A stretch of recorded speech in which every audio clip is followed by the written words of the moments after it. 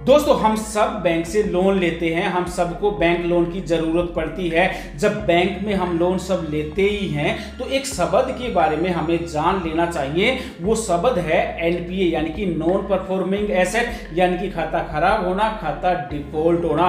दोस्तों आज एनपीए की पूरी हिस्ट्री जानते हैं। एनपीए क्या होता है, कैसे होता है, कब होता है और एनपीए के बाद बैंक क्या क्या कार्रवाई करता है।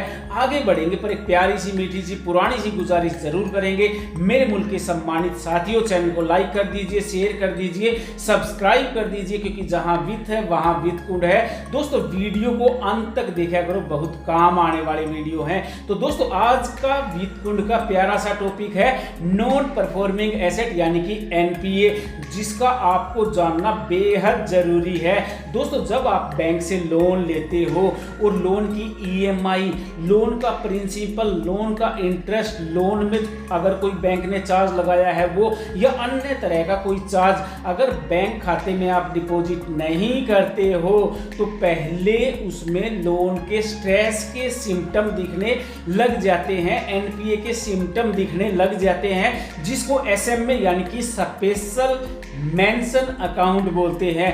अगर आपके लोन खाते में EMI, principal, interest, bank charges 0 से 30 दिन तक बैंक को नहीं मिलता है, मतलब आप अपने खाते में जमा नहीं करवाते हो, तो उसको एसएमए 0 बोलते हैं। और अगर 31 से 60 दिन के बीच में आपका खाता ओवरड्यू रहता है, प्रिंसिपल से, इंटरेस्ट से, बैंक चार्जेस से, यानी कि ईएमआई आप नहीं जमा करते हो, तो उसको एसएमए 1 बोलते हैं। और 61 से 90 दिन तक अगर आप जमा नहीं करवाते हो तो उसको एसएमए 2 बोलते हैं। और 90 दिन के बाद अगर बैंक को उसका इंटरेस्ट, प्रिंसिपल, बैंक चार्जेस यानी कि ईएमआई नहीं मिलती है तो 90 दिन पूरे होने के बाद जो है आपका खाता एनपीए हो जाता है, डिफॉल्ट हो जाता है, खाता खराब हो जाता है रिजर्व बैंक ऑफ इंडिया के नियम के अनुसार। तो दोस्तों जब खाता एनपीए होता है तो उससे पहले सिम्टम दिखते हैं और सिम्टम को क्या बोलते हैं, एसएमए,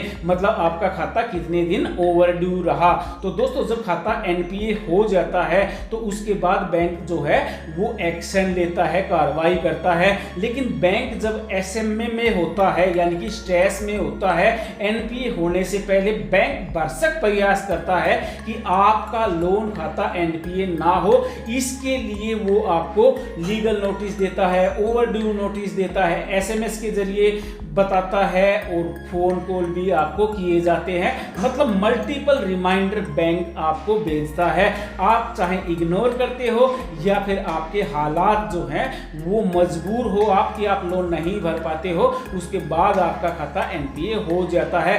आप भी भरसक प्रयास करते हो कि आपका खाता एनपीए ना हो, लेकिन एनपीए होने के 2 रीजन होते हैं। एक तो ये होता है कि बहुत से भाई बंधु जानबूझकर भी लोन को एनपीए कर देते हैं और बहुत से भाई बंधु जो हैं वो मजबूर होकर भी लोन को जो है नहीं रीपे कर पाते हैं। तो जब बैंक लोन एनपीए हो जाता है तो बैंक क्या कार्रवाई करता है, सबसे पहले आपको रिकॉल नोटिस देता है कि साहब आपने इस तारीख को ये लोन लिया था, हमारा खाता जो है, आपका खाता जो है वो एनपीए हो चुका है, कृपया हमारा पैसा वापिस कर दीजिए, अदरवाइज हम लीगल कार्रवाई करेंगे, आगे कार्रवाई करेंगे। तो दोस्तों जब आपको रिकॉल नोटिस दिया जाता है तब भी अगर आप पैसा नहीं जमा करवाते हो तो बैंक कार्रवाई करता है। और बैंक कार्रवाई करने से पहले ये देखता है कि आपका खाता सिक्योर्ड है कि अनसिक्योर्ड है। तो जानते हैं पहले सिक्योर्ड लोन के बारे में। सिक्योर्ड लोन का मतलब ये होता है कि आपने उस खाते में पैसा लेने से पहले, बैंक लोन लेने से पहले कोई सिक्योरिटी दी है, मतलब कोई चल या अचल संपत्ति दी है। मान लीजिए आपने होम लोन किया है तो आपका घर जो है वो बैंक के यहाँ गिरवी रखा हुआ है। अगर आपने कोई कार ली है तो बैंक के यहाँ आपकी कार जो है वो हाइपोथिकेटेड है, क्योंकि आपने आरसी पर बैंक का चार्ज चढ़वाया हुआ है। तो इसी को सिक्योर्ड लोन बोलते हैं। तो सबसे पहले जानते हैं कि सिक्योर्ड लोन में बैंक क्या क्या कार्रवाई कार्रवाई कर सकता है। सबसे पहले रिकॉल नोटिस देगा। रिकॉल नोटिस के बाद भी अगर आप पैसा जमा नहीं करते हो तो बैंक जो है, अगर प्रॉपर्टी मॉर्गेज है, कोई चल संपत्ति अचल संपत्ति अगर मॉर्गेज है, हाइपोथिकेशन है, तो बैंक सरफेसी एक्ट के तहत कार्रवाई कर सकता है। सबसे पहले आपको 13/2 का नोटिस दिया जाता है, जिसका समय होता है 60 दिन का। बैंक आपको बोलता है कि साहब आपका लोन एनपीए हो चुका है, कृपया करके 60 दिन के अंदर हमारा पैसा दे दीजिए। आप नहीं देते हो तो बैंक 13/4 का नोटिस देता है, जिसको सिंबॉलिक पोजीशन बोलते हैं। और तब भी आप नहीं देते हो तो बैंक जो है डिस्ट्रिक्ट मैजिस्ट्रेट के यहाँ पर आवेदन लगाता है कि इन जनाब ने हमारे यहाँ से लोन लिया था, पैसे नहीं भरे हैं, हमने 13/2 का नोटिस दे दिया, 13/4 का नोटिस दे दिया, कृपया करके इसकी प्रॉपर्टी पर हमारा कब्जा करवा दीजिए। डीएम परमिशन दे देता है। उसके बाद आपको सेल नोटिस दिया जाता है 30 दिन का, और एक तय रिजर्व प्राइस किया जाता है। मतलब आपकी प्रॉपर्टी का जो भी प्रॉपर्टी बैंक को बेचनी है, ऑक्शन लगानी है, उसका एक रिजर्व प्राइस तय कर दिया जाता है। 2 न्यूज़पेपर में पेपर पब्लिकेशन किया जाता है और फाइनली आपकी प्रॉपर्टी का ऑक्शन लगा दिया जाता है। इसको सरफेसी एक्ट के तहत कार्रवाई बोलते हैं। और बैंक ने अगर आपसे कोई पीडीसी लिया है, मतलब पोस्ट डेटेड चेक लिया है, तो बैंक नेगोशिएबल इंस्ट्रूमेंट एक्ट के तहत 138 धारा के तहत जो है चेक बाउंस का केस भी आप पर दायर कर सकता है। बैंक जो है वो सिविल सूट कर सकता है, मतलब सिविल कोर्ट का जो है सहारा ले सकता है। बैंक किसी रीजनल रिकवरी एक्ट का सहारा ले सकता है। अगर अमाउंट 20 लाख से ऊपर है तो बैंक जो है डीआरटी कोर्ट का भी सहारा ले सकता है।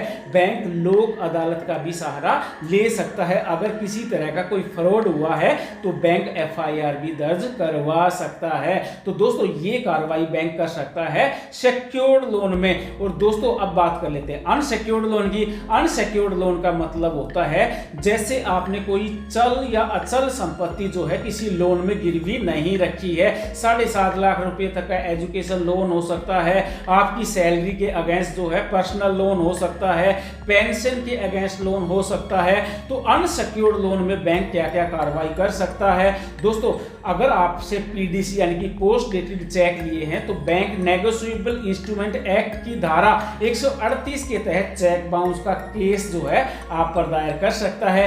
बैंक सिविल सूट कर सकता है। बैंक डीआरटी कोर्ट का सहारा ले सकता है अगर अमाउंट जो है वो 20 लाख से ऊपर है।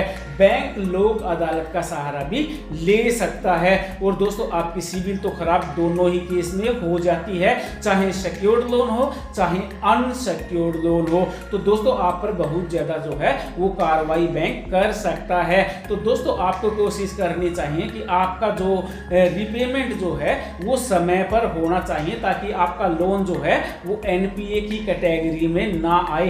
3 तरह की कैटेगरी होती है एनपीए में, सब स्टैंडर्ड, डाउटफुल कैटेगरी और लॉस कैटेगरी। दोस्तों जब बैंक को ये लगता है कि भाई इस लोन में जो है रिकवरी के चांस नहीं है तो बैंक अंत में जो है आपको सेटलमेंट का भी ऑफर देता है कि साहब आप आइए, हम इतने में आपके लोन को सेटल कर देंगे। दोस्तों सेटलमेंट करवाना भी एक बड़ी विपदा को अपने घर बुलाना है, क्योंकि आपके सिविल में जब सेटलमेंट वर्ड आ जाता है, राइट ऑफ वर्ड आ जाता है, तो बैंक जो है आपको लोन नहीं देते हैं।